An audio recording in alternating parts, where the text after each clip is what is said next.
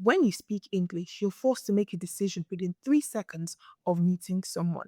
Is it a he or she, a Mr. or a Mrs.? English is a language of boxes. So it demands that we categorize people by their gender before we even know their character. But what if I told you that our ancestors didn't think in boxes? What if the very words we speak today are actually a translation error that cost us our power?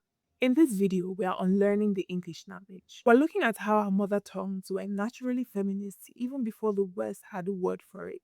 Let's start with the Yoruba pronoun. In English, you have to choose between he or she. But in Yoruba, all covered everyone: man, woman, child, or spirit. It really didn't matter. But here's the part nobody tells you: Yoruba is a non gendered language. Instead, it is a highly age conscious one. The language didn't even have a word for brother or sister, only Ebo, which is senior, and Amuro, which is junior. Think about it. You couldn't say, "This is my sister," without first saying if she was older, meaning if she was your Ebo, or if she was younger.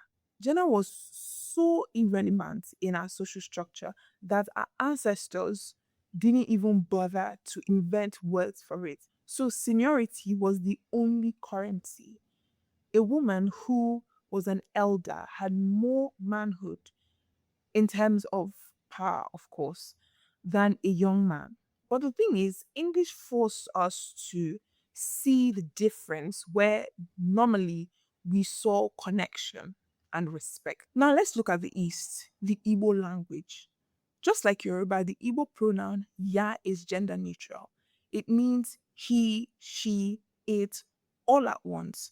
But the Igbo language even went further to what I call social fluidity. Now, let me tell you what that means. Did you know about the male daughter? Or even think about the concept of a female husband. Now, in Igbo culture, if a woman was wealthy and powerful, she could take the role of a husband to provide for a household. And if a family had no sons, a daughter could become a son and carry the lineage. But she didn't change her clothes. She didn't have to change her clothes or change her body. She only changed her grammatical status because in the language, the word nwa means child. It didn't lock you, right?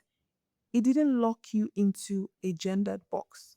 Your social role was fluid.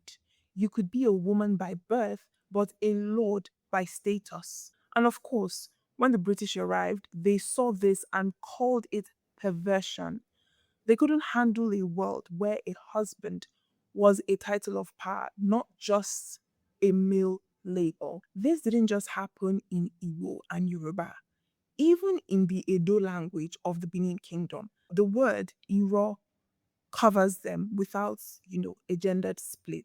Now, in these empires, power was a function, not a matter of gender. So you didn't lose your respect because you were a woman. You lost it if you lacked character. In the Benin Empire, the Iyoba, also known as the Queen Mother, didn't rule as a female leader. She ruled as a lord. She had the same mystical and political rights as the highest chiefs. The language reflected a world where power was a function, not a gender. The British saw these powerful women and literally didn't have the vocabulary to describe them. So they labeled them as consorts or wives, erasing their political rank with a single English word. Even in the north, in Hausa, we see traces of this. Before external influences, reshaped everything, the Hausa language had titles like the Magagia. The Magagia, these are women who held absolute political weight. So the marketplace in the north was a female economic machine. They weren't defined by the Mrs. status. They were defined by their trade volume. And of course, the English came and tried to turn these giants into domestic assistants by giving them English labels. But this is the tragedy. This is where the problem started. In the 1800s, Bishop Samuel Ajayi Crowther and the British missionaries began translating the Bible. They hit a wall. And what is that wall? How do you translate he when the language doesn't have it? They didn't just translate the Bible, they rewired our brains, literally.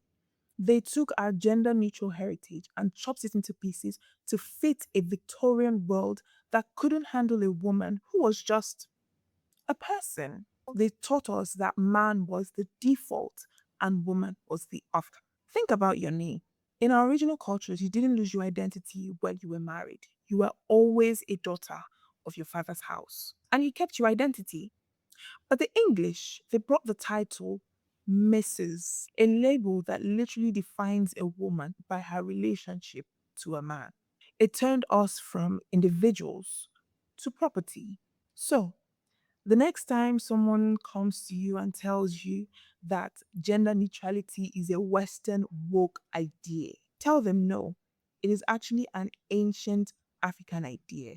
And we're just trying to remember the languages that we used to speak before we were taught something different. We are a people of the individual, not a people of the box. And that is it for today's video. Hit subscribe if you enjoyed it and you want to keep learning and unlearning. Tell me in the comments, what is a word in your native language that the English language just can't translate, or they have translated it wrongly or inappropriately.